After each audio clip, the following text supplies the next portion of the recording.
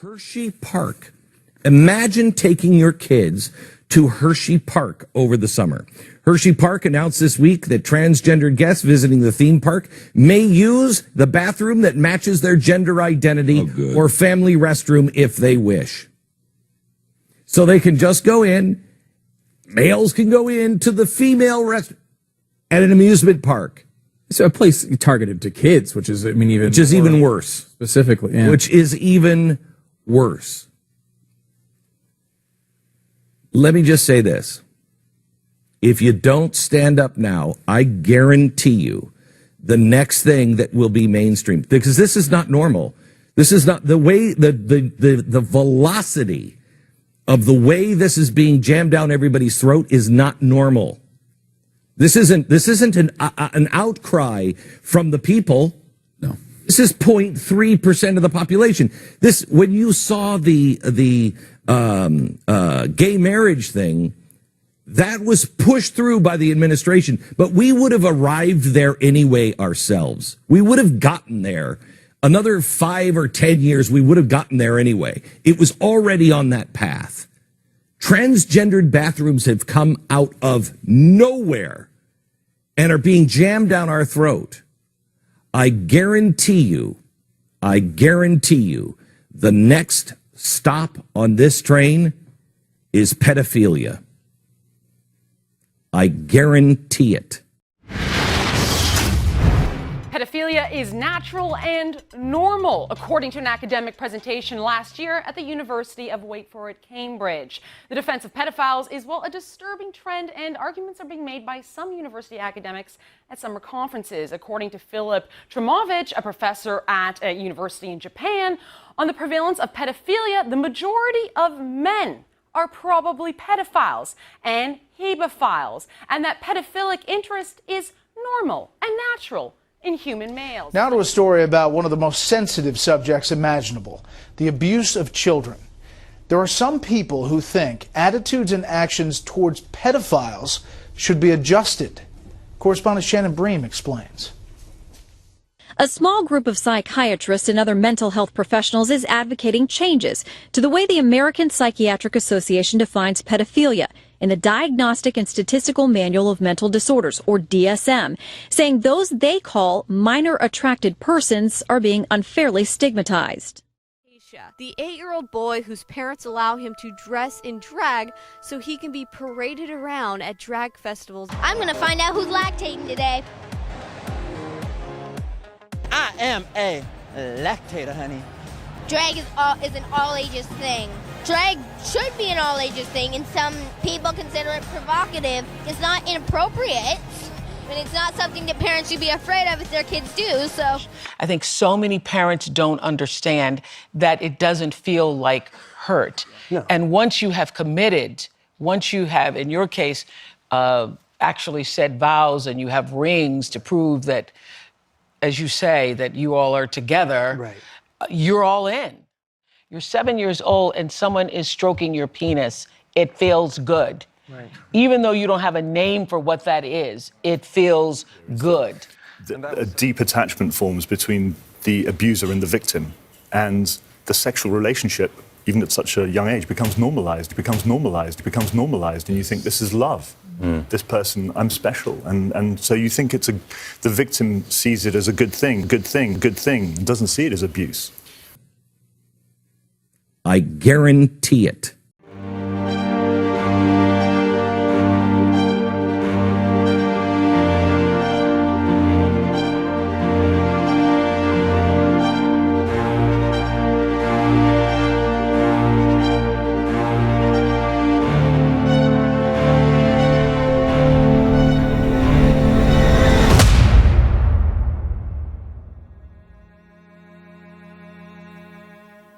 No one had heard anything about Leaving Neverland until its screening at Sundance was announced in January of 2019. At first glance, it looked like a rushed film that was planned and shot in a few days just to cover up the Harvey Weinstein documentary that was also scheduled to air at Sundance on January 25th. But how rushed was it really? Or was this horrendous film planned decades ago? According to Dan Reid, he had breakfast with a Channel 4 executive in the UK one day to discuss potential big stories that had never been conclusively examined. Michael Jackson came up in the conversation and the idea for Leaving Neverland arose, supposedly. According to Dan Reid himself in interviews he did and reviews on Airbnb for the homes they rented to shoot the film in, we know that they started filming as early as February of 2017 and filmed additional scenes as late as July 2018, even though they tried hard to make it look like it was all shot on the same day. Therefore, we can safely assume that there was more planning behind Leaving Neverland than many initially assumed. But a little research shows that there is a possibility this was not just planned a couple of years ago. But the idea of it arose maybe even as early as 1986, when a man called Victor Gutierrez attended a NAMBLA conference. Victor Gutierrez is a freelance writer who appeared on the US tabloid television show Hard Copy to claim that there was a videotape of Michael Jackson molesting a boy. Some background on his story can be found in the book Jackson Family Values by Jermaine Jackson's ex-wife, Margaret Maldonado. She writes in early 1995, I received a telephone call from a writer named Ruth Robinson. I had known Ruth for quite a while and respected her integrity. It made what she had to tell me all the more difficult to hear. I wanted to warn you, Margaret, she said. There's a story going around that there's a videotape of Michael molesting one of your sons and that you have the tape. If anyone else had said those words, I would have hung up the phone. Given the long relationship I had with Ruth, however, I gave her the courtesy of a response. I told her that it wasn't true, of course, and that I wanted the story stopped in its tracks. She had been in contact with someone who worked at the National Enquirer, who had alerted her that a story was being written for that paper. Ruth cross-connected with me with the woman and I vehemently denied the story. Moreover, I told her that if the story ran, I would own the National Enquirer before lawsuits I brought were finished. To its credit, the National Enquirer never ran the piece. Hard Copy, however, decided it would. Hard Copy correspondent Diane Diamond had reported that authorities were reopening the child molestation case against Michael.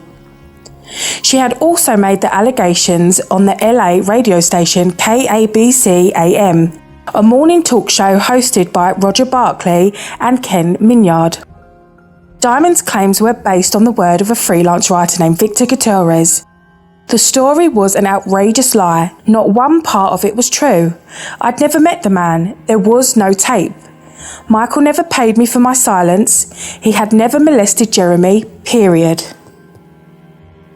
After the Hard Copy story aired, the LAPD told the Los Angeles Times that they had seen no such videotape.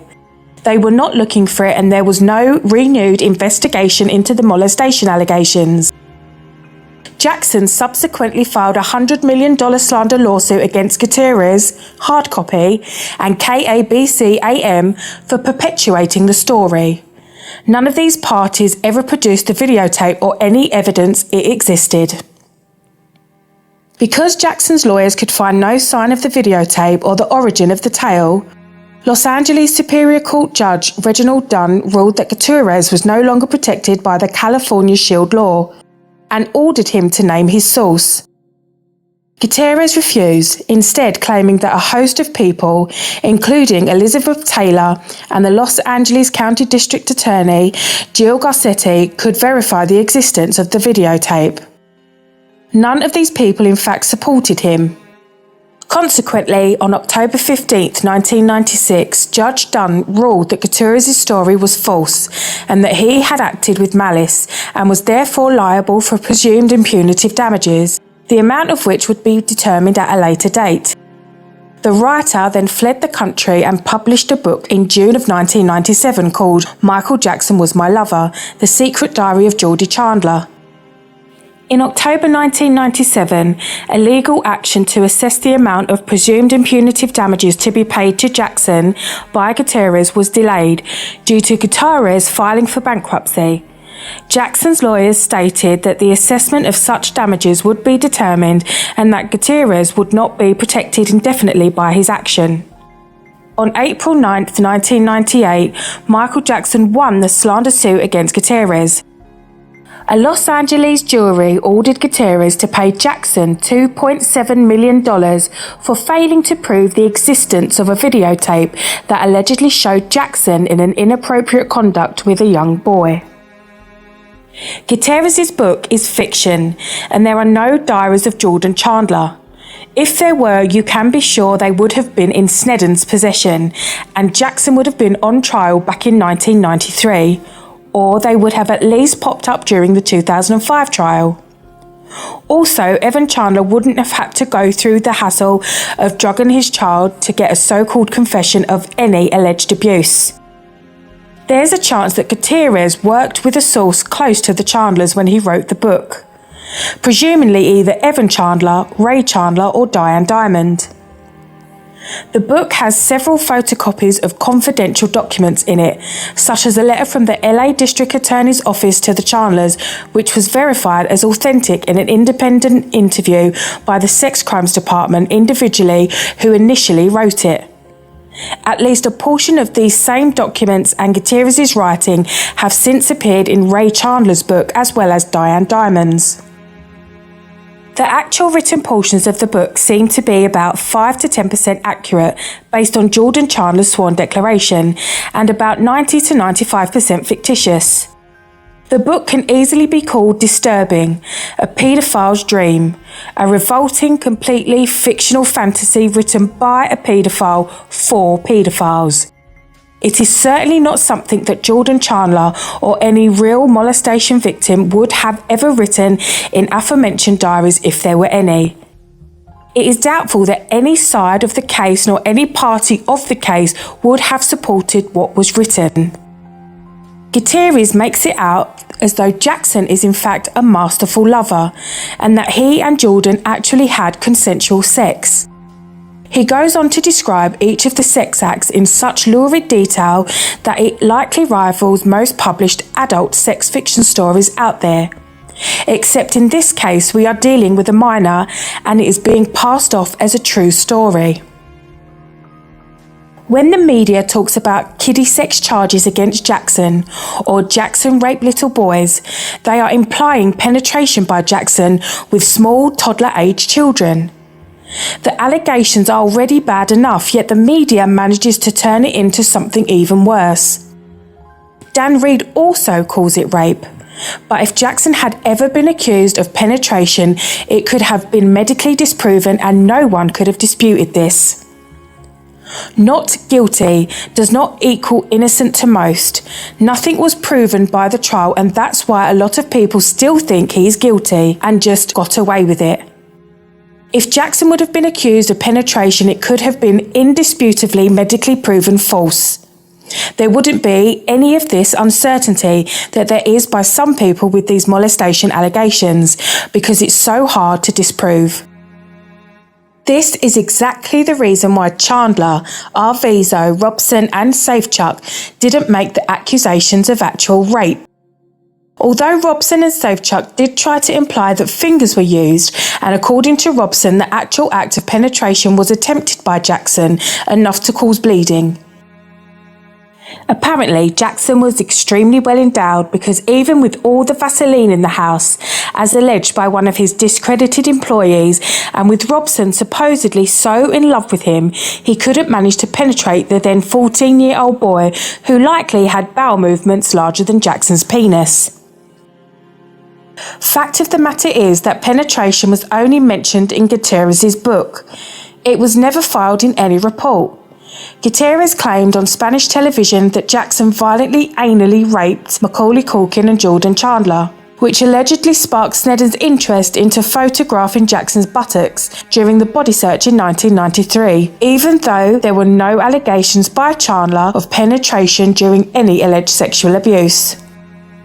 As soon as Gutierrez's book was published, DCFS, Gloria Allred and every other alleged children's advocate should have been screaming, demanding that whoever worked with Gutierrez and gave him photos of a semi-naked, drugged-looking Jordan to put in his book should be prosecuted for child abuse. But nobody screamed. Instead, they salivated because it was a book about Jackson and Chandler, and it didn't matter that the book was equal to child abuse on a child that they all claimed had already been abused. So much for children's rights and advocacy. According to an article in the September 2006 issue of the UK version of GQ magazine, Gutierrez's book was commissioned by Randy Barbato and Fenton Bailey, founders of the World of Wonder production company, to be made into a movie. This film was not created back in the day for two reasons. First of all, Jackson was still alive, and there are laws against defamation of character. He could have sued for a substantial amount of money. Gutierrez already owed Jackson $2.7 million, and his book was banned in the US. So if World of Wonder would have made any kind of movie based on Gutierrez's book, chances would have been slim it would have been shown in the US anytime soon. Secondly, the book is extremely graphic, and back then there was no movie theatre or TV channel that would have burned themselves on a paedophilia apologist film based on Gutierrez's book. According to Barbato and Bailey, the film would have served the agenda of portraying supposed child molestation as a consensual romantic relationship, just as the book has. Bailey is quoted as saying, "Despite the explosive nature of the events it describes, the script is actually a model of amorous propriety. We wanted to capture the intoxicating feeling of the first love, which it was for Geordie. The only way the general public can view somebody like Geordie is as a victim. The fact that he might have entered into a relationship with Michael Jackson of his own volition is for many people tremendously problematic." Earlier in the article, Barbato is quoted as saying, "In America, we are up against the eek factor. The Europeans don't have that kind of squeamishness. America can deal with the sanitized versions of the story, but our story is based on the tabloid version." Barbato also acknowledges that their movie goes outside any of their acceptable norms. However, the producer remains understandably cautious about the ultimate success of his undertaking. Indie movies have gone mainstream in the States. They've become a genre, but this project is independent in the true sense of the word. It goes outside of any of acceptable norms.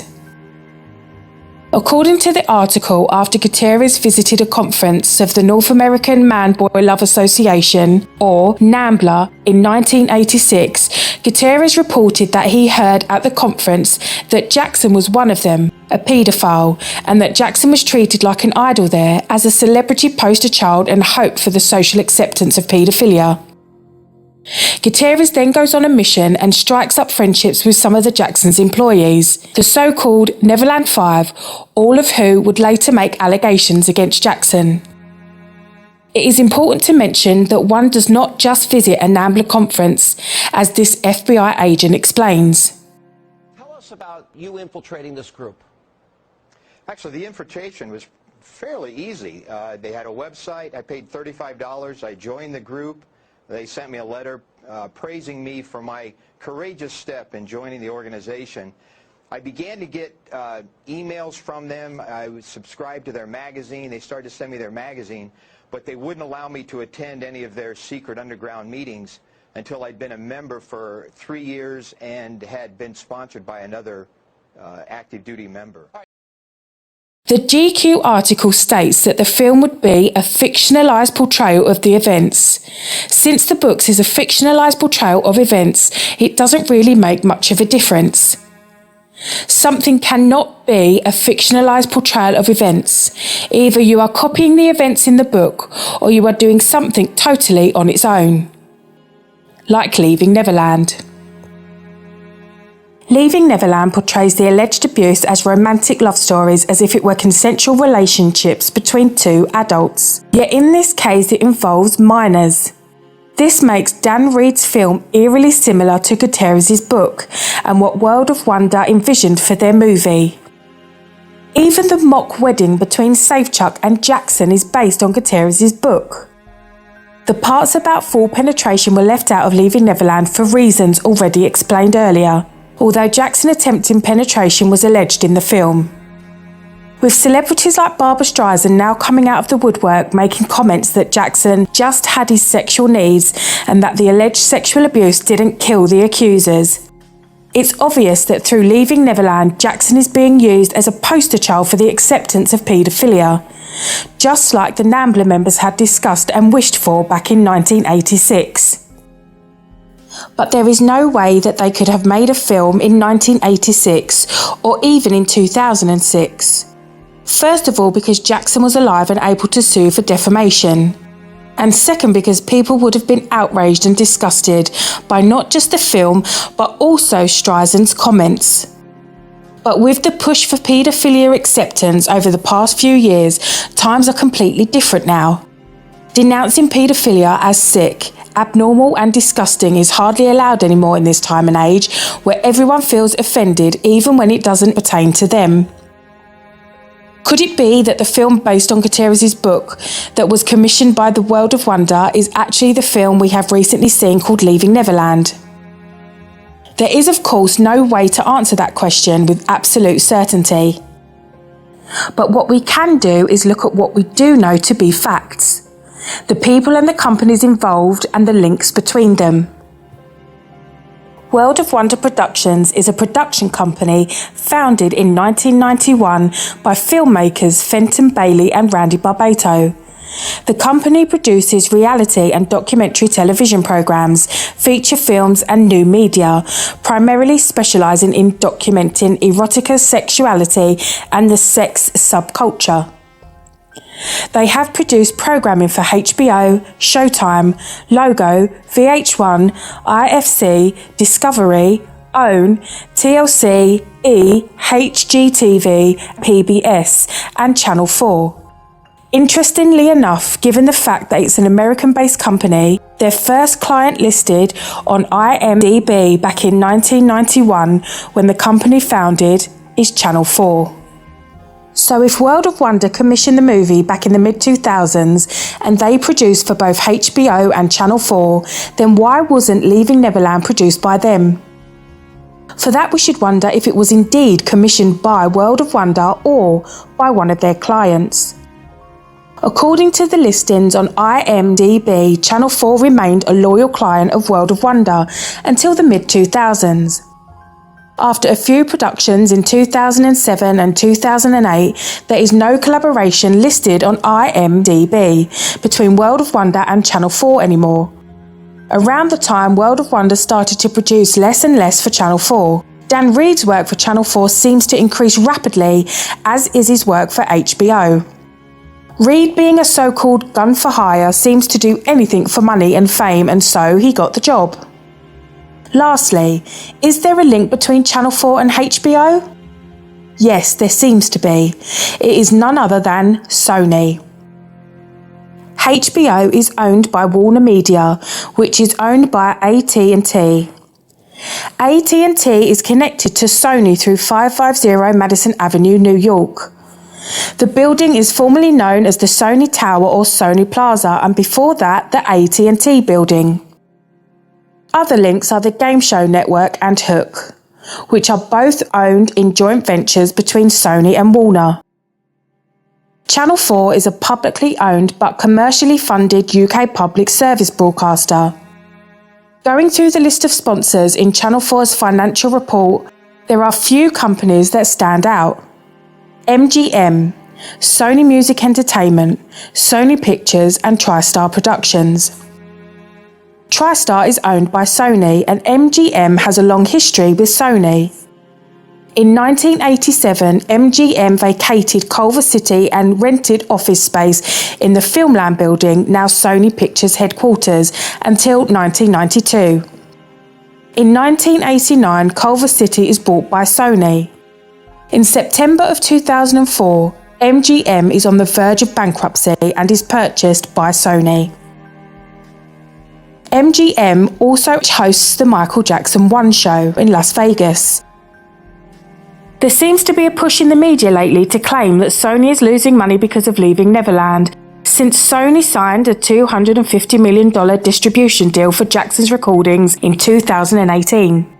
So Sony wouldn't be behind this, right? Well, Sony has been working with Jackson for decades. Like P.T. Barnum said, there is no such thing as bad publicity. Michael Jackson is back in the news and his music streams and sales have increased. It seems that Leaving Neverland has multiple purposes for multiple companies, organisations and individuals. Robson and Safechuck need the money. Dan Reed wants the fame. NAMBLA members want to be accepted and have paedophilia normalised. Harvey Weinstein needs people to focus on Michael Jackson instead of his own scandals, and in the process there are big companies making a lot of money off Jackson's name. But hey, what else is new?